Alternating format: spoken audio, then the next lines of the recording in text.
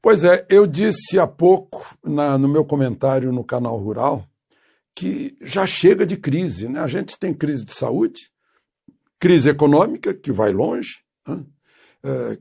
Crise de saúde que mata milhares de brasileiros, crise econômica que mata milhares de empresas, né? E ainda por cima parece que é no Supremo que se fabricam crises políticas, né? Uma terceira faixa de crise, é uma coisa incrível, né? Primeiro foi aquela história do ministro Celso de Mello, né? Condução coercitiva sob vara de 3 generais 4 estrelas que são ministros, né? Todo mundo sabe que ministro, com esse status de ministro, quem vai colher, o ministro dá o depoimento dele onde ele quiser, inclusive no gabinete dele. Foi o que aconteceu, né?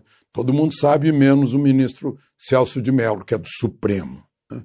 Depois, aquela história de aceitar pedido de partidos de oposição para o presidente abrir o seu sigilo do celular, do telefone celular, né? Agora, o ministro, o Procurador-Geral da República, está respondendo que não vai abrir porque as partes não eram partes legítimas para fazer o pedido. Só o ministro Celso de Mello não sabe, né?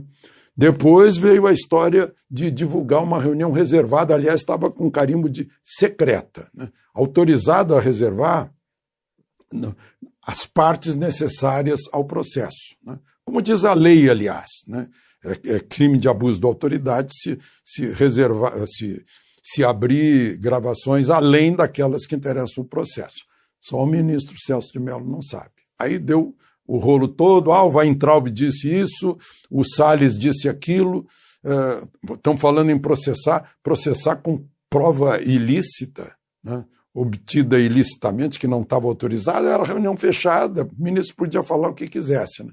Então, como se não bastasse isso, aí aparece o ministro Alexandre de Moraes comandando aquela batida policial de ontem, né, que eu chamo de Operação Censura, né?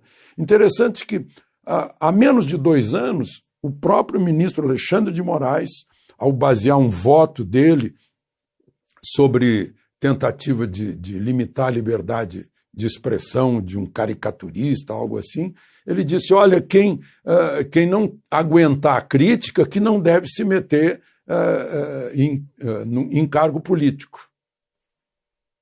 Só o Supremo não aguenta a crítica. O presidente aguenta a crítica, reclama da boca para fora, nunca tomou uma medida contra as críticas, enfim, as ofensas, né, inclusive da rede social. A mesma coisa o presidente da Câmara, Rodrigo Maia, o presidente do Senado, Davi Alcolumbre.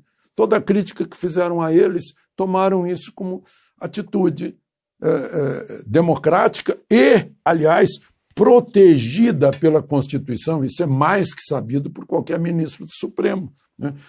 Liberdade de expressão, direito de opinião, seja onde for, como for, né? Não haverá censura, né? Aliás, a presidente do Supremo, a então presidente Suprema ministra Carmen Lúcia, disse que censura é coisa de tirano, coisa de ditador, né? Pois é, são manifestações do Supremo que a gente fica meio confuso, né? Aí acontece isso ontem, né? O presidente hoje de manhã, falando lá com os jornalistas, fez uma declaração que foi um desabafo. Ele usou, pelo amor de Deus, umas 10 vezes no mínimo. Pelo amor de Deus, parem com isso. Pelo amor de Deus, não façam isso. A liberdade é o bem mais precioso, a democracia também, né? Isso é tolher a liberdade, né? Ficou muito revoltado, né, que pegou seguidores dele, com a polícia invadindo, assim que o sol apareceu, invadindo a casa das pessoas, né? Isso é grave, né?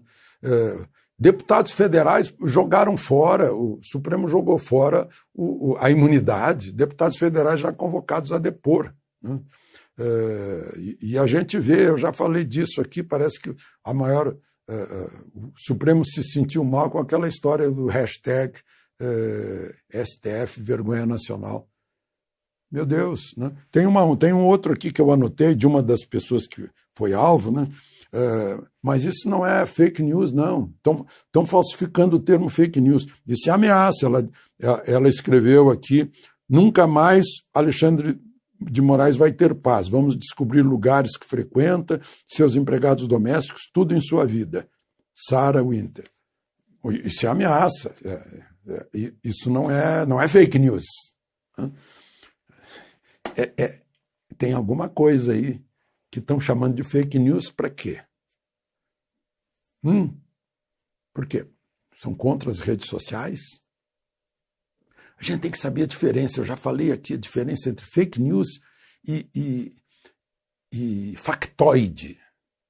Fake news é mentira, é falsidade. Factoide é pior, porque pega uma base factual, pega um fato e deforma o fato e oferece como se fosse o fato. Aí engana mais as pessoas.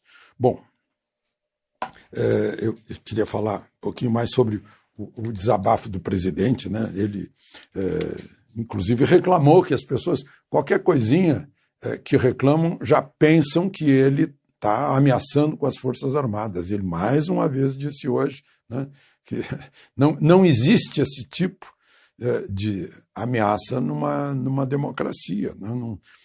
Ele diz que as armas que ele tem são as armas da democracia. Pediu ao Supremo que não tome mais decisões monocráticas, da cabeça de uma pessoa. Né? São 11. E não estão colaborando com a paz social, com a harmonia entre poderes. É o 2º artigo da Constituição. Independência de poderes. Sim, hoje, por exemplo, lá em Manaus, uma juíza federal deu ordens para agências, para órgãos do governo federal, do Poder Executivo, FUNAI, Fundação Chico Mendes, IBAMA, né, ensinando procedimentos para não pode mais vender ouro, não pode vender madeira, eu não sei mais o que, para proteger o índio da Covid. Né? Eu li rapidamente a resolução, mas é assim, são interferências a toda hora, interferências no Poder Executivo. Aí o presidente, nessa fala, nesse desabafo, diz: pelo amor de Deus, me deixam governar, cada um na sua.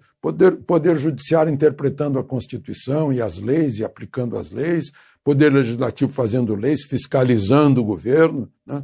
E o Poder Executivo executando. É o que... Mas, enfim, ele disse que passou o dia todo ontem ouvindo queixas de seguidores dele. Né? Eu sigo a deputada Bia Kicis, porque eu votei nela. Eu sigo para fiscalizar, porque eu sou um mandante consciente da minha mandatária. Né? Eu sigo. E não vi nenhum fake news até hoje dela. Não vi, mas ela está lá convocada para depor. Né? Então, essa história de fake news é muito relativa. Ontem o presidente foi visitar no hospital o presidente Supremo, Dias Toffoli, que fez uma pequena cirurgia. Tomara que tenham conversado sobre essa necessidade de pacificação. Né? Porque aí, como argumenta o Procurador-Geral da República, mandou um pedido ao ministro Fachin para o plenário se reunir e acabar com essa história desse inquérito de fake news, que é o inquérito em que o queixoso abre o inquérito, manda fazer as investigações e depois vai julgar. Nunca se viu isso, nunca se viu. Bom, vamos dar um pulinho mais para frente para o Covidão. Lá no Rio de Janeiro, a primeira-dama, que foi objeto de busca e apreensão, inclusive no escritório dela, baixou no Hospital dos Bombeiros, aquele que a gente vê à direita assim, antes de entrar no túnel Rebouças, está meio em cima. Né? Acho que isso afetou um pouco a primeira-dama. Outra coisa no Rio de Janeiro que a gente ficou sabendo, que mudaram o critério de contar mortes, aí já tem 1.177 mortes a menos. Imagina as outras que a gente fica sabendo pela rede social aí, de gente que morreu atropelado, morreu do coração, morreu de câncer e está lá na Covid-19 para aumentar a possibilidade de vir mais dinheiro. Lá em Recife, outra operação do Covidão, Polícia Federal vendo lá superfaturamento de respiradores. E lá na minha vizinhança, em Rio Pardo, né, do lado da minha cidade natal, Cachoeira, uma cidade histórica, cheia de tradições, né, que teve uma grande academia militar tradicional de outras épocas. Eu acho que 2 presidentes estudaram lá, Castelo Branco e Costa e Silva. Né. Lá em Rio Pardo, o prefeito está preso. 15 pessoas foram presas. 15 milhões do dinheiro seu, meu, de todos os contribuintes brasileiros, que foi para lá, que ia para um hospital regional, né? A Polícia Federal foi lá e botou todo mundo, prendeu todo mundo. Né? A Polícia Federal está agindo. Agora, eu não sei se vai ter efetivo suficiente na hora de chegar mesmo nesse imenso covidão. Né?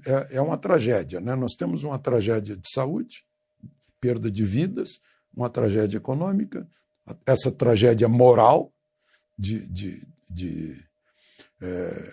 corrupção, e não merecemos que entre os 3 poderes se provoque mais uma crise em cima de tudo.